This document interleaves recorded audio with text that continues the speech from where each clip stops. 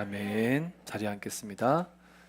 예, 다시 한번 오랜만에 만나신 분들 환영합니다. 사랑합니다. 축복합니다. 반갑습니다. 인사하겠습니다.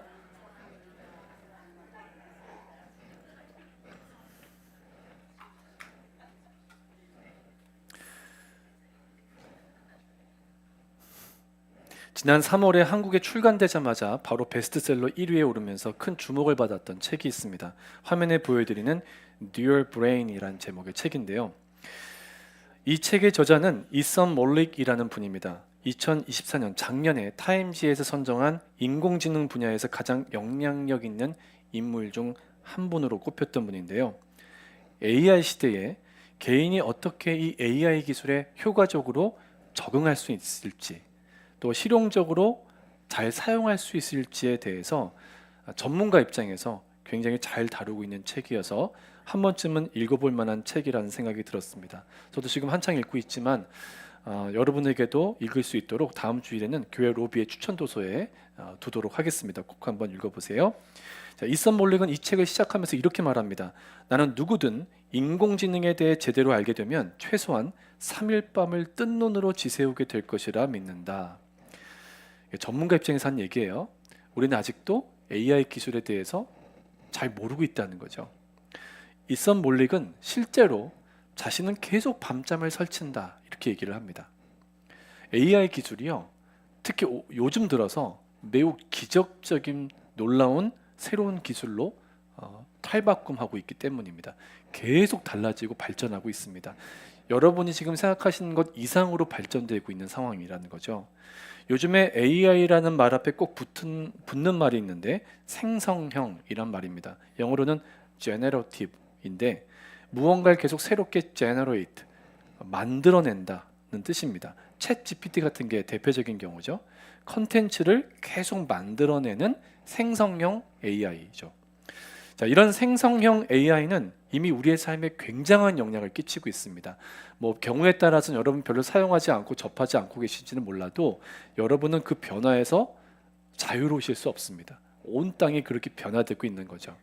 그리고 앞으로도 더 큰 영향을 미칠 겁니다. 교회에도 마찬가지입니다. 최근에 목사님들도 이 AI 기술이 예배나 설교자에게 어떤 영향을 미치는지에 대해서 여러 컨퍼런스를 열고 또 세미나를 할 정도로 관심이 높습니다. 앞으로 우리는 AI 기술이 가져오는 위기와 기회, 이 양날의 검을 어떻게 다루느냐에 따라 전혀 다른 삶을 살 것입니다. 굉장히 큰 고민이 되는 부분이죠. 좋든 싫든 앞으로 인공지능은 모든 인류에게 유익한 도구로 쓰여져야 하기 때문입니다. 최근에 제가 보통 우리가 메타플랜트 아메리카라고 불리는 이 조지아 사바나에 있는 현대자동차 공장 가동 모습을 보면서 깜짝 놀랐습니다. 여러분도 보신 적이 있는지 모르겠는데요. 로봇들이 다 합니다. 근데 예전의 로봇들이 아닙니다. 이걸 다 예측하고 자신들의 생각을 해서 움직이는 로봇들입니다. 그러니까 여러분, 사바나 현대공장은 그야말로 지금 현 시대에 적용할 수 있는 모든 AI 기술을 총망라한 최첨단 스마트 공장이라는 거죠. 기계가 생각을 하면서 움직인다니까.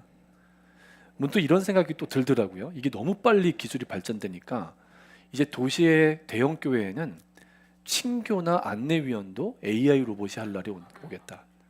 이건 정말 우리의 현실로 바로 눈앞에 와 있습니다.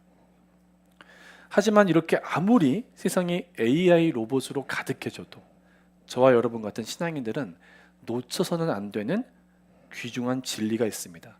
그게 뭐냐면 하나님은 사람을 통해 일하신다는 거죠. 하나님은 기계나 어떤 시스템, 조직을 사용하시는 게 아니라 사람에게 성령의 기름을 부으셔서 그 사람을 사용하신다는 거죠. 저에게는 영적인 스승 같은 분이 있습니다. 19세기 미국 감리교 목사님이시면서 전도자셨던 에드워드 맥켄드리 바운즈, E.M. 바운즈라고 많이 알려져 있는 목사님이신데요.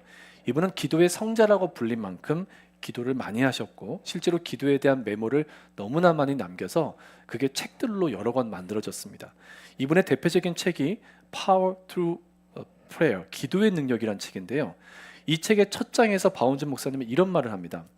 하나님의 계획은 사람을 크게 사용하는 것입니다. 사람은 하나님의 방법입니다. 교회는 더 나은 방법을 찾고 있지만 하나님은 더 나은 사람을 찾고 계십니다. 자, 사람이 하나님의 방법이다. 이 마운즈 목사님이 강조하는 것은 너무나 분명하죠. 예나 지금이나 우리는 자꾸만 프로그램이나 조직, 어떤 방법에 자꾸 집중하지만 하나님은 다르시다는 거예요. 하나님은 늘 관심이 여러분이라는 거예요. 사람. 참 무지하고 참으로 무능하고 참으로 보잘것없는데도 하나님은 늘 우리에게 관심이 있으십니다. 그래서 하나님은 반드시 사람을 통해 일하신다는 거죠. 오늘 본문은 하나님의 사람을 세우시는 걸 보여줍니다. 그래서 하나님이 어떤 사람을 쓰시는가에 대한 아주 귀중한 교훈이 되는 메시지가 오늘 본문에 담겨 있는데요. 지난주에 이어 계속되는 이야기입니다. 오늘 본문 이야기는 이렇습니다. 예수님이 하늘로 승천하세요. 그리고 그 다음 120명의 사람들이 같이 모여 기도하기 시작합니다.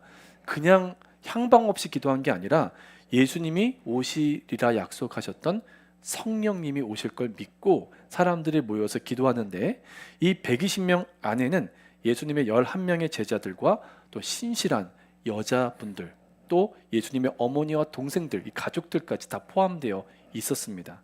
이들이 모여 기도한 장소가 어디였죠? 다락방, 마가의 다락방이라고 불리는 곳이죠. 보통 한국 사람들은 다락방 하면 어두컴컴하고 좁고 이것저것 막 물건들 보관해 놓는 그런 곳이라고 생각하지만, 또 그런 걸 떠올리지만, 유대인들의 다락방은 전혀 그렇지 않습니다. 이 헬라어로 아노게온이라고 하는데요. 이 아노게온이라는 이 공간은 위에 있는 방, 위에 있는 공간, 이런 걸 의미하는 말입니다. 그러니까 쉽게 말하면 2층이에요. 여러분 여러분의 그 2층 집들은 이제 2층에 보통 침실이 있고, 미국 집들은 아래에 거실이 있잖아요. 근데 유대인들은 2층이 다른 방식인 거죠. 1층이 주로 생활 공간, 그리고 2층은 게스트나 혹은 특별한 목적이 있을 때 모임을 갖는 2층 공간이 있는 겁니다. 그러니까 보통 사용 잘 안 하다가 특별한 목적이 있을 때 사람들에게 빌려주기도 하고, 또 거기에 손님들이 모여서 뭔가를 하기도 하는 곳이 바로 2층의 공간, 아노게온입니다. 다락방이죠. 자, 그래서 오늘 본문은 이 다락방에 모여서 열흘 정도 기도하다가 성령을 받는 그 사람들에 대한 이야기인데, 아직은 그 열흘이 다 지나지 않았고 이 성령님이 임하시기 전입니다. 그 전에 일어났던 중요한 사건인데, 이게 사람을 세우는 일이었다는 거죠. 함께 기도하던 사람들 중에 대표자격인 베드로가 일어나 사람을 세우자라고 이야기를 합니다. 자, 가룟 유다 대신 사도를 새롭게 세우자고 제안한 것이죠. 유다는 예수님을 배신했고 결국 죄책감에 시달리다가 스스로 목숨을 끊은 사람입니다. 그래서 베드로가 새롭게 12번째 사도가 될 사람의 자격을, 그 기준을 크게 두 가지로 정리하고 있는데요. 21절과 22절을 최근의 공인성경 새한글 성경으로 함께 읽도록 하겠습니다. 우리 함께 한 목소리로 읽겠습니다. 시작. 그러므로 우리는 이렇게 해야 합니다.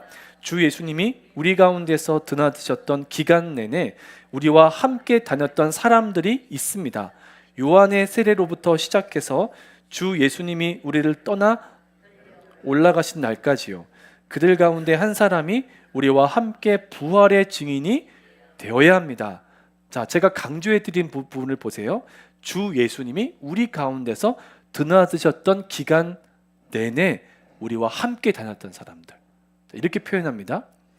그런 사람들 중에 하나여야 된다. 그러니까 사도는 예수님을 전해야 되니까 예수님을 처음부터 끝까지 잘 알았던 사람이어야 된다. 경험적으로 그분과 함께 했던 사람이어야 한다는 거죠. 적어도 예수님의 공생의 3년 동안 예수님과 함께 다녔어야 했고, 그분의 이적과 가르침을 보았던, 경험했던 사람들, 이런 사람 중에 한 사람을 세워야 하는데, 또 한 가지 베드로가 제시한 중요한 기준이 있었습니다. 부활의 증인이 될 사람이어야 한다. 이 말은 뭐냐면, 당연히 예수님의 부활과 승천을 목격했어야 한다. 그러니까 도망가지 않고요, 끝까지 자리를 지킨 사람이어야 한다는 거죠. 다시 말하면 예수님과 처음부터 끝까지 함께 다녔던 사람이어야 하고, 예수님의 부활과 승천을 역사적으로 목격한 인물이어야 한다. 자, 이런 기준을 제시했던 겁니다. 근데 이 두 가지 기준을 다 충분히 충족시킬 수 있는 사람이 그렇게 많지는 않았을 겁니다. 도망간 사람도 많았고, 자, 예수님의 12제자가 아니라면, 그 외의 인원이 대상이라면 그 제자들과 함께 예수님과 처음부터 끝까지 동행했던 무명의 제자들, 이름을 알 수 없는 무명의 제자들이 그 그룹 안에 있었을 겁니다. 우리는 보통 예수님의 제자하면 12이다라고만 생각하지만 성경을 읽다 보면 예수님이 70명의 제자를 둘씩 짝지어 전다적으로 파송하시는 장면이 나옵니다. 그러니까 70명의 제자가 있었다는 얘기죠. 기독교 전승이나 학자들은 오늘 선출되는 두 후보자가 이 70 제자 그룹 안에 포함되어 있었던 사람들이었을 것이다. 그렇게 말할 정도로 70명의 제자 그룹은 굉장히 중요한 그룹입니다.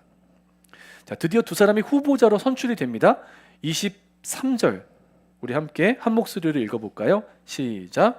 그들이 두 사람을 내세우니 하나는 바사바라고도 하고 별명은 유스도라고 하는 요셉이요, 하나는 마띠아라. 자, 두 후보자 중에 한 사람은 누구라고요? 요셉, 또 한 사람은 마띠아입니다. 요셉이라는 사람이 기호 1번입니다. 설명이 좀 깁니다. 우선 바사바라고도 불렸다라고 써 있는데, 바사바라는 말은, 이 바라는 말이 아들이란 뜻이거든요. 그러니까 바사바라는 말이 안식일의 아들 혹은 늙은 사람의 아들, 두 가지로 해석될 수 있는 그런 단어입니다. 그러니까 안식일에 태어났던지 아니면 아버지가 노년에 얻은 아들이었을 가능성이 큰 거죠. 근데 이 요셉에게는 별명도 있습니다. 유스도입니다.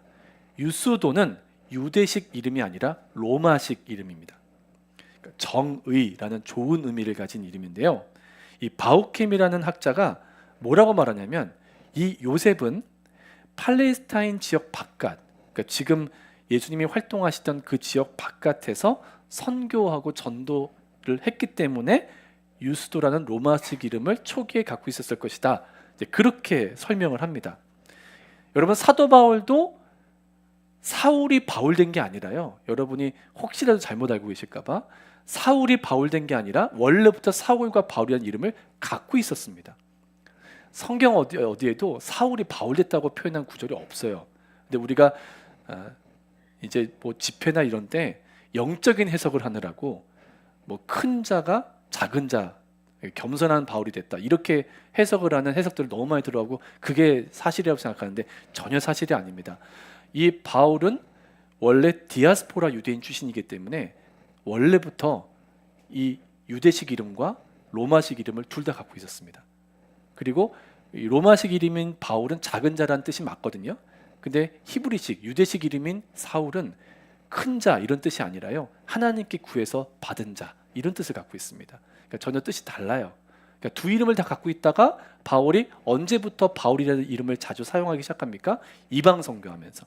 아무래도 여러분이 미국 오면 한국 이름보다 미국 이름을 쓰잖아요. 저도 미국 이름이 사실 있거든요. 루카스라고 있어요. 모르셨죠? 스타벅스에선 써요.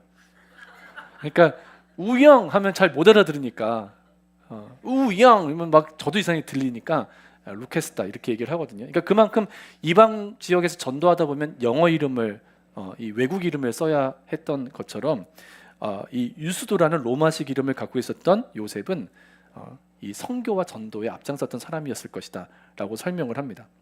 그래서 어떤 분들은 이 요셉이 기호 2번 마띠아보다는 스펙이 좋았던 것 같다라고 해석을 해요.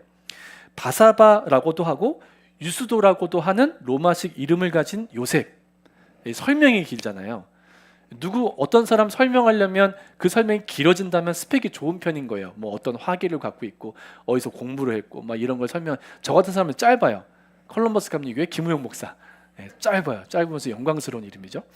근데 이 요셉이란 인물은 초대교회 전승에 따르면 심지어는 독사의 독을 마시고도 해를 입지 않았다, 이런 구절이 있을 정도로 누가 봐도 괜찮아 보였을 만한 인물입니다.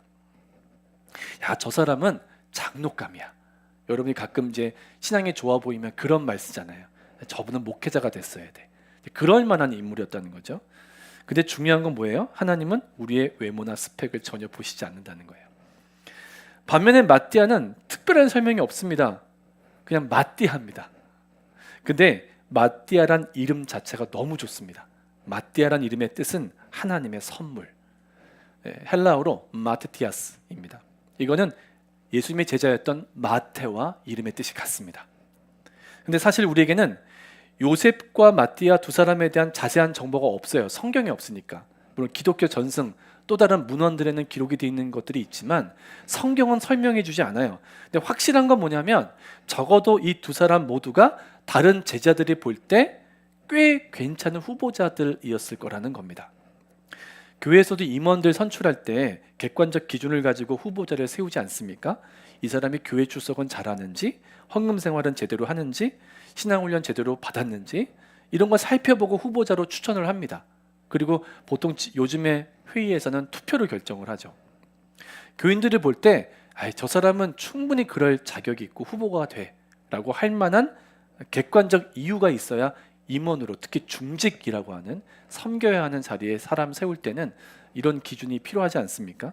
그러니까 잘은 몰라도 여러 사람들 중에 선발된 두 후보자는 둘 중에 누가 사도가 돼도 괜찮아 라고 평가될 만한 사람들이었던 것만은 분명합니다. 내가 오랫동안 봐왔는데 둘 다 괜찮아, 둘 다 사도가 될 만해 라고 공동체가 인정할 만한 사람이었다는 거죠. 자, 하지만 다락방에 모인 제자들은 두 후보자를 놓고 인기 투표를 하지는 않습니다. 제비뽑기라는 방식을 사용하죠. 물론 제비뽑기라는 방식은 절대적 방식이 아니고 현대교회에 무조건 적용해야 되는 방법도 아닙니다. 왜냐하면 성령이 임재하시고 나서부터는 성경의 제비뽑기라는 방식은 사라집니다. 성령의 인도하심을 받으라는 거죠. 어쨌든 이때는 여전히 구약시대의 연장선에 있었기 때문에 이 두 후보자를 놓고 제비뽑기를 해야 되는데 제비뽑기를 하기 전에 기도를 합니다. 왜냐하면 이 모든 사람 세우는 주권은 하나님께 있으니까. 여러분이 지금 한국의 대통령 선거 과정을 보면서 답답하시죠? 막 뉴스를 보고 싶지 않을 만큼 답답하는데 그럼에도 불구하고 한숨 쉬고 끝날 일이 아니라 또 서로 여러분이 지지하는 후보자에게 반응할 일이 아니라 반드시 기도하셔야 됩니다. 하나님이 꼭 세워주시기를 기도하시길 바랍니다. 네, 어떤 기도를 하는지가 중요한데요.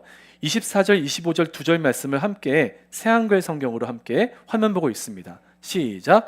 그리고는 그들이 기도드렸다.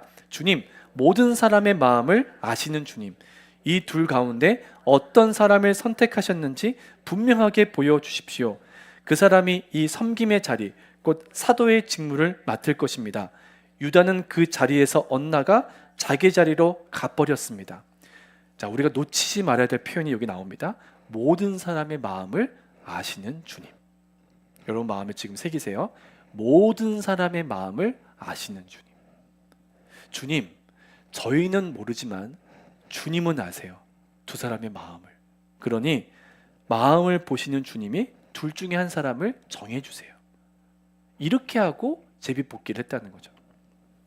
여러분 흔히 옛말에 10길 물속은 알아도 한 길 사람 속은 모른다.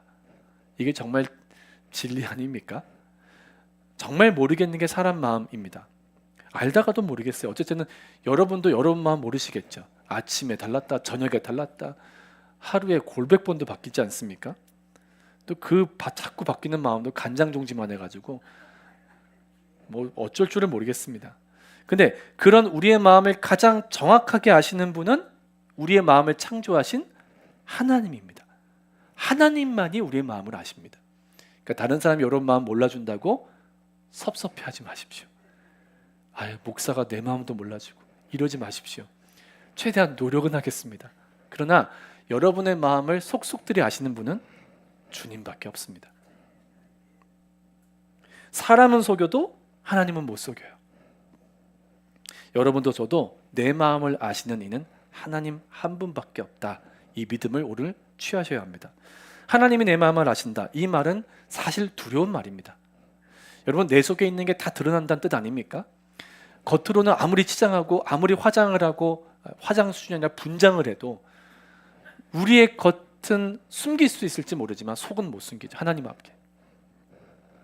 여러분 그런데 하나님이 내 마음을 아신다. 이게 두려운 메시지이기도 하지만 진정한 그리스도인들, 진정한 신자들에게는 가장 큰 위로와 힘이 되는 메시지이기도 합니다. 하나님이 내 마음을 아신다, 내 중심을 아신다. 이 말이 여러분에게도 정말 소망이 되는 메시지이길 바랍니다. 어떤 성도님이 교회 기도실로 내려가다가 계단에서 넘어지신 거예요. 그래서 왼쪽 발목 인대가 늘어나 버려가지고 깁스를 하게 된 거죠. 기도하다 이런 일이 있으니 얼마나 속상합니까? 의사는 절대 안정하라고, 집안일도 하지 말고 가정일도 하지 말고 뭐 회사도 다니지 말고 뭐 이렇게까지 얘기하는데, 여러분 보통 그렇게 하십니까? 뭐 다치면 쉬라고 하는데 의사 보고 당신이나 쉬라고 이럴 마음 아닙니까? 뭐 챙길 일도 많고 손목 아파도 발목 아파도 할 일은 다 해야 되고. 근데 이 직장 일이 문제인 거예요. 병가 내고 쉬어도 되는데 내가 병가를 내고 쉬어버리면 내 일을 다 직장 동료들이 나눠서 해야 되니까 이게 민폐를 끼치는 것 같은 거예요. 특히 이 성도님은 무슨 일을 하든지 마음을 다해 죽게 하듯 하라. 사람에게 하듯지 말고 죽게 하듯 하라. 이 골로새서 3장 23절 말씀이 늘 마음에 있었던 분인 거예요. 그러니까 그 말씀이 늘 걸리니까 결심한 거죠. 내가 힘들어도 직장 동료들한테 폐를 끼치지 말아야 돼. 그리스도인이라면 비그리스도인들에게 힘든 짐을 지우면 안 되지. 그리고 정말 어거지로 나간 거예요. 아파도. 근데 어느 날 그 마음도 몰라주는 직장 동료가 지나가면서 툭 던진 말이, 그렇게 일한다고 아무도 안 알아줘요. 병가 내고 쉬세요. 그리고 지나간 거예요. 여러분, 별것도 아닌 말이지만 마음이 툭 떨어지는 걸 느낄 때가 있으시죠? 이 성도가 마음이 무너진 거예요. 낙심이 된 거예요. 그 무심한 말 한마디. 여러분들 남편이 던진 무심한 말 한마디에 하루가 날아갈 때가 있지 않습니까? 그러니까 이 성도님 마음 안에, 아무리 내가 하나님 앞에 충성되게 성실하게 진심으로 그렇게 살려고 몸부림을 쳐도 이거 아무도 안 알아주는구나. 이렇게 마음이 무너지면서 우울해지기 시작한 거예요.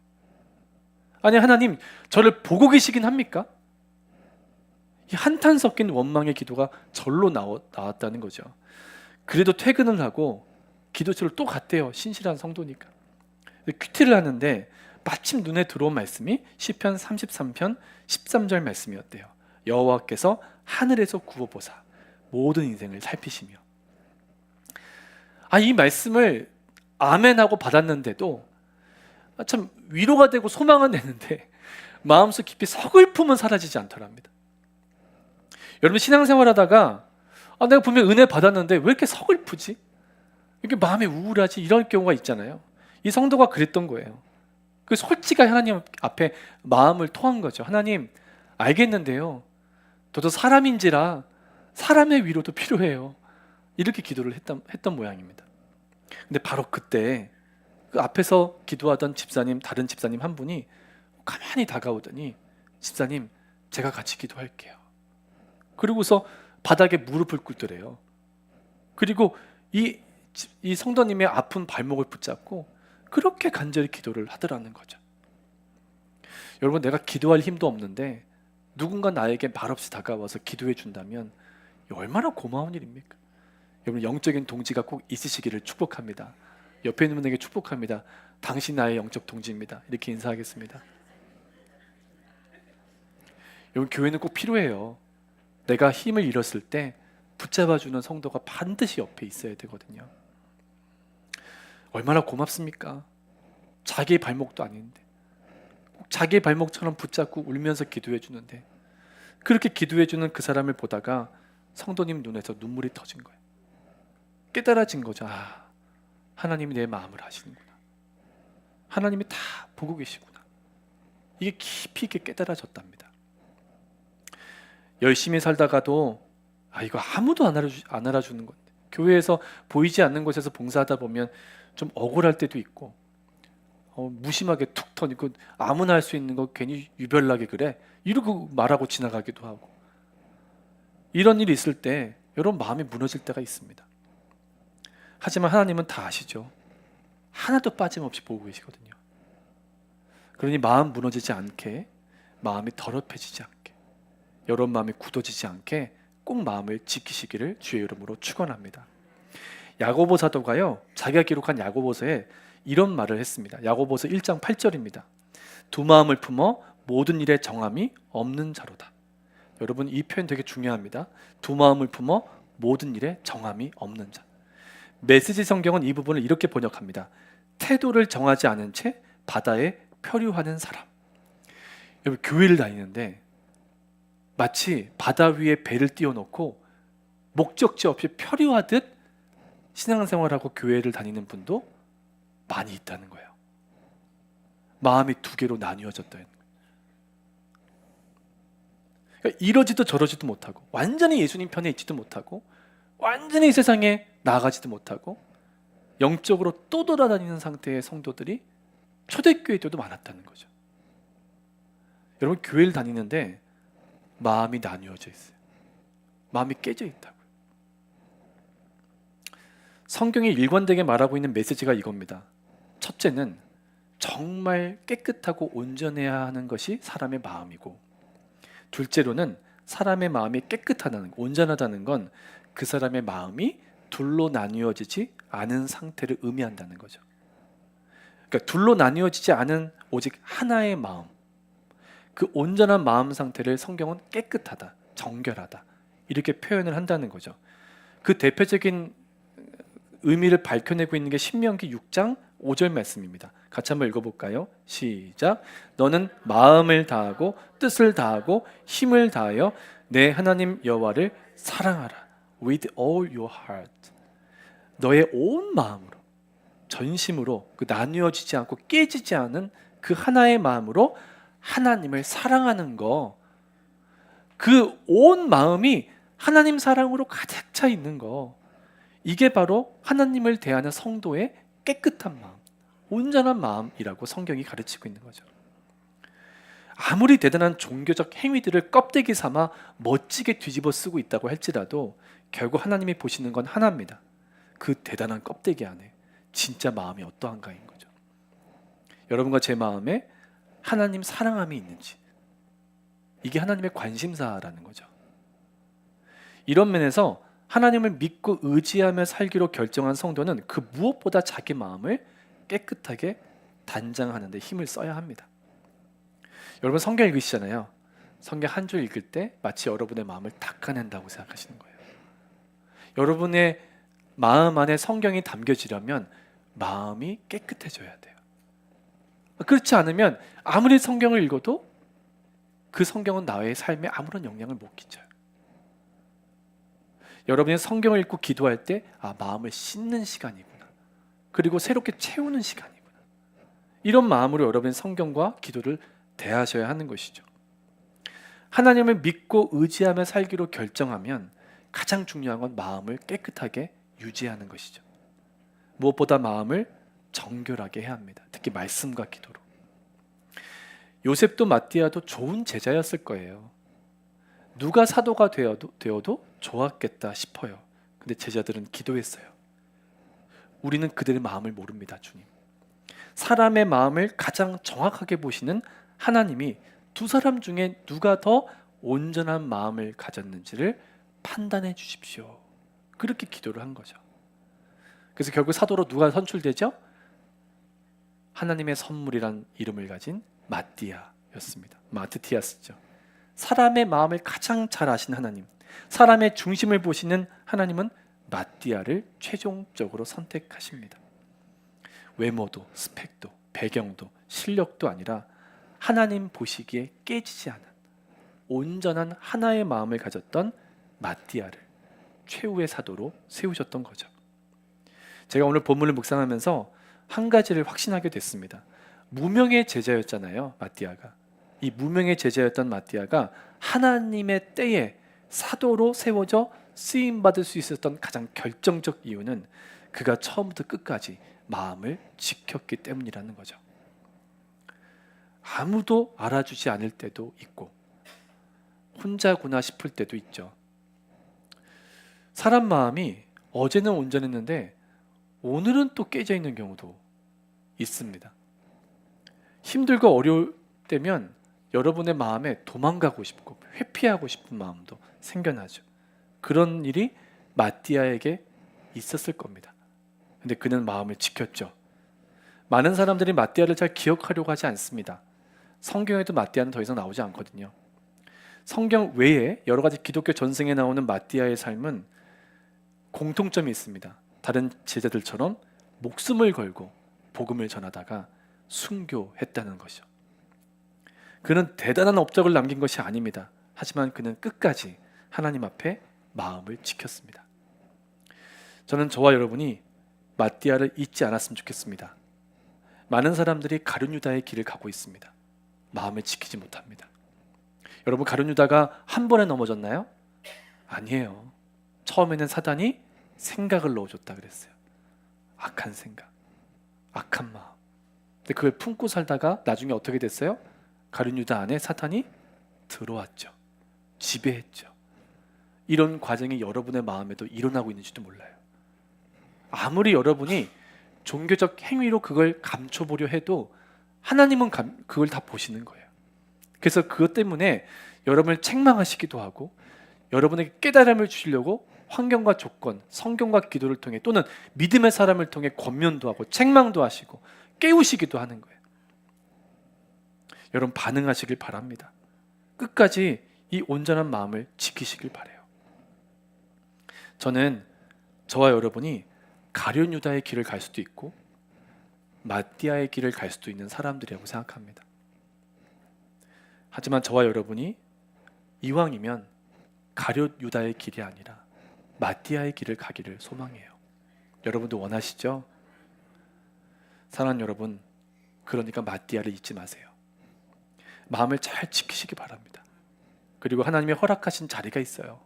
그게 교회든 또 교회 봉사든 또 여러분의 직장이든 여러분에게 주신 귀한 사명의 길이 있어요. 그 자리, 맡겨주신 그 자리를, 그 일을 끝까지 감당하시기를 바랍니다.